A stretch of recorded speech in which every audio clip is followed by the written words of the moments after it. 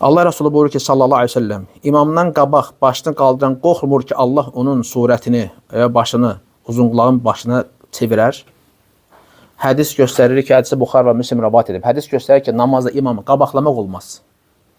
Bəzi adamlar var, namaz qanda ya imamla bərabər gedir, namazın hərəkətlərində və ya imamdan qabaq edir. Geri olmaz. Alimlər buyururlar ki, bu cür namaz qəbul deyil, bu cür namaz batıl olur. İmamı qabaqlamaq olmaz. İmam rüküyə getməmiş, rüküyə getmə. Rüküdən qalxmamış, sən də qalxma. Və ya səcdə etməmiş, səcdəyə getmə. Və ya səcdən qalxmamış, sən də səcdədən qalxma. İmamla bərabər getmək belə bəyənilmir. O ki, qala hələ imamı qabaqlayasan. İmamı qabaqlayan dedi ki, sən səhv etmirsən, beləsinin namazı yoxdur. Görsən, bu da şiddətli hədislərdəndir, təhdid hədislərindəndir. Belə etmək olmaz. Tələmtələsi, yəni namazı qılmaq olmaz. İmam nə üçün seçilib? Ona tabi olaq deyə. Nədir Allah Resulü? Təkbir gətirən təkbir gətir. Rüküyə gedən rükü elə. Səmiyyəllahu limən həmidah deyəndə siz deyin Rabbana və ləkəl həmd. Səcdə edən siz də səcdəyə gedin. Yəni ondan sonra eləyin də bu şeydə hərəkətləri. Onunla bərabər eləməyin və ya ondan qabaq eləməyin.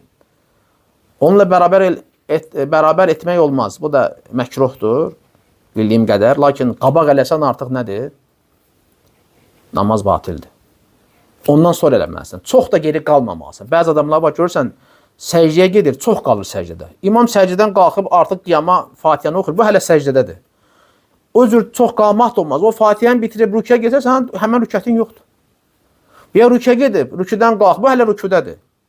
İmam səcdə gedib, bu rüküdən qalxır, tez sözün deyir, sonra gedir səcdə deyir, doğru eləmirsən.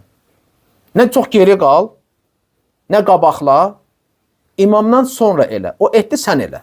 Və onunla bərabər də getmə. Yəni, bəzən görsən, bərabər gedir. İmam gedən kim bu da gedir. Yox, bərabər getmir. Düz bəyənilmir, məkruhdur. Amma hər bir halda etməməyin yaxşıdır. Sən imamdan sonra elə. Çünki imam bunun üçün seçilib ki, o eləsin, sonra sən eləyəsən. Sonra sən onu tabi olasın. Amma ki, elə imamla bərabər getmə və imamı qabaqlamaq, bu daha şiddətlidir.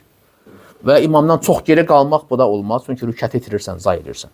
Həmən rükət sənə sayılmır. Əgər, məsələn, imam rüküdən qalxıb səcdəyə gedir və sən hələ də rüküdəsənsə, qardaş, hələ qalxmamsa, demək, sən həmən rükəti itirmirsən. Çünki sən rükünləri qaçırmısan. İmam artıq səcdədədir, sən hələ rüküdəsən. Ona görə imamı qabaqlamaq olmaz, qadağandır. Hədis şiddətli hədislərdəndir, təhdid hədislərindəndir və beləsinin namazı da batildir.